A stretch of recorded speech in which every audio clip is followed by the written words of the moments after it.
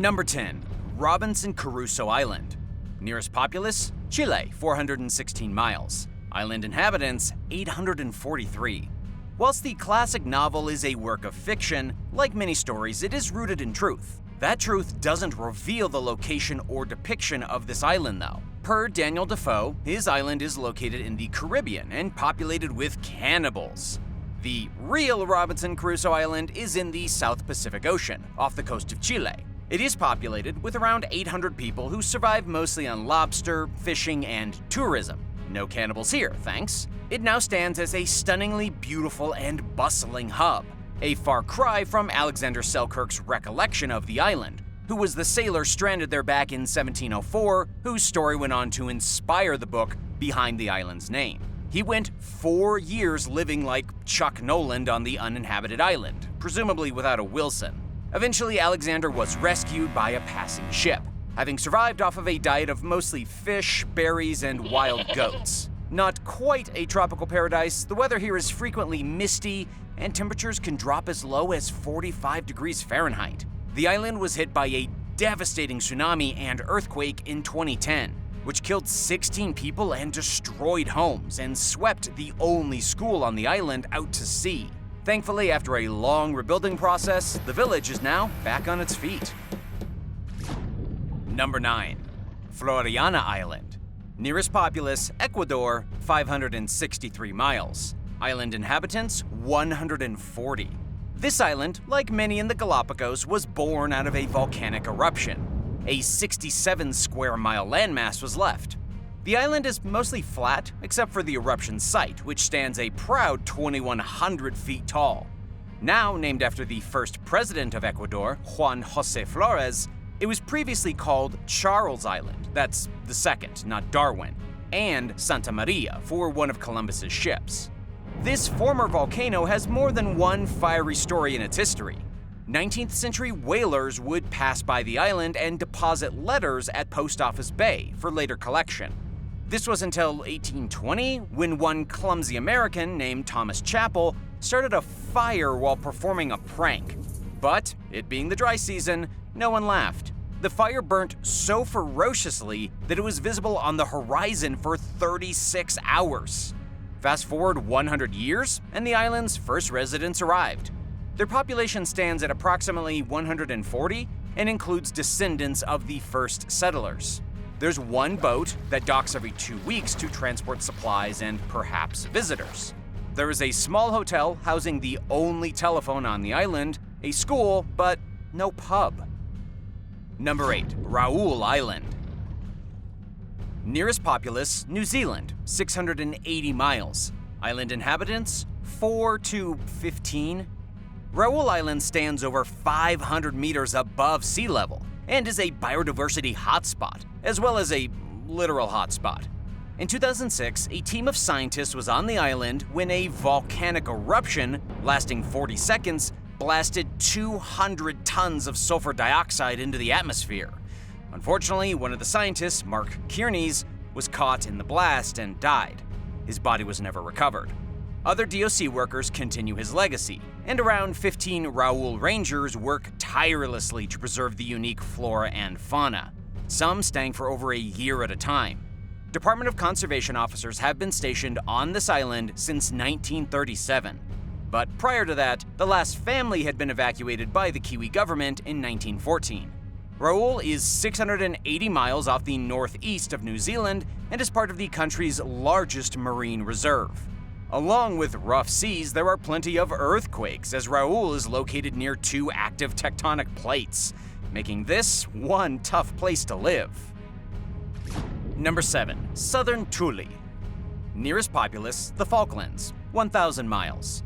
Island inhabitants, none anymore.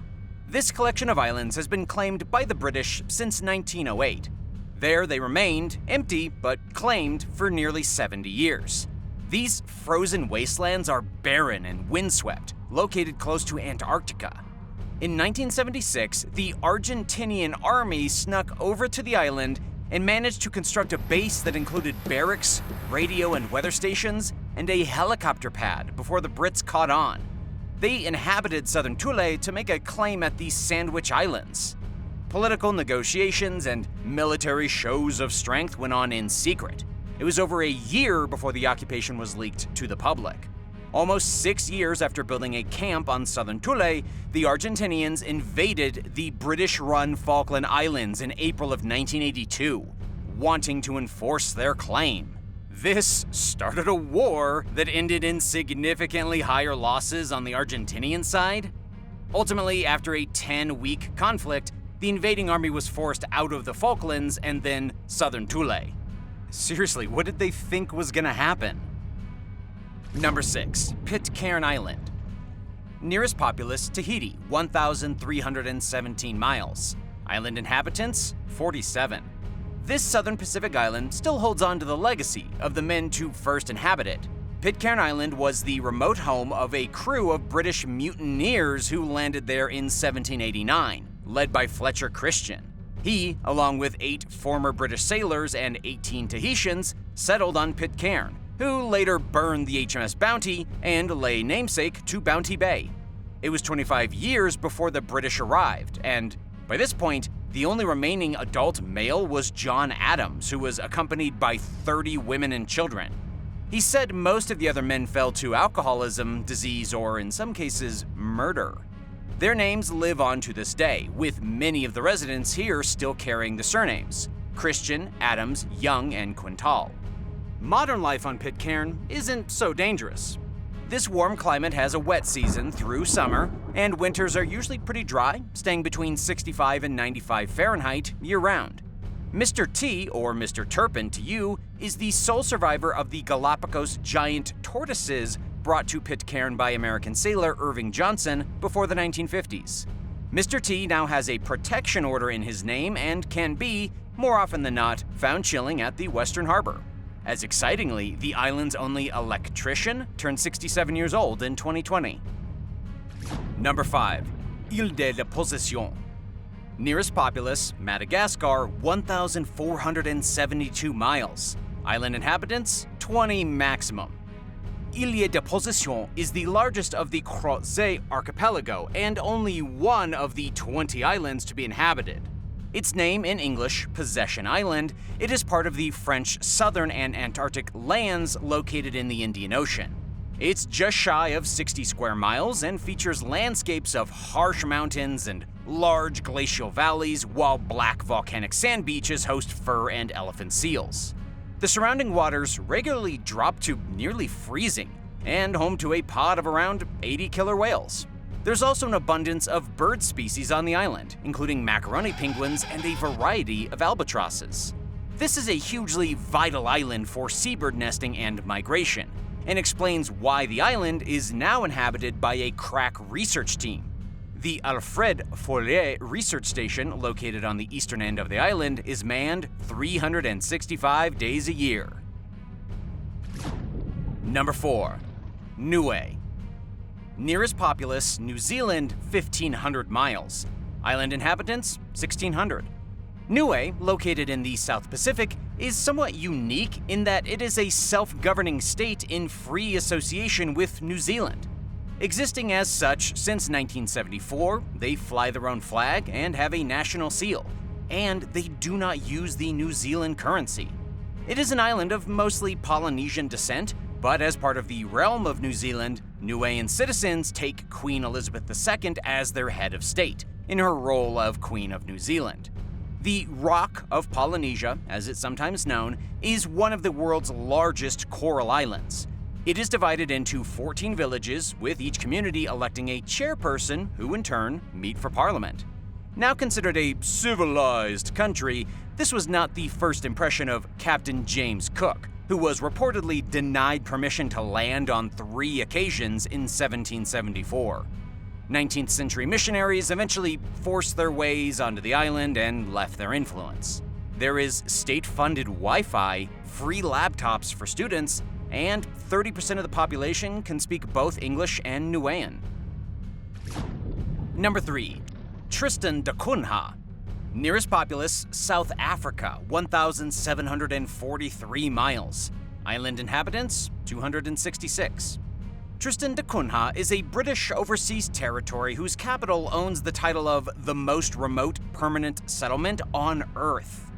It's less than 38 square miles and is the only inhabited island of this remote archipelago.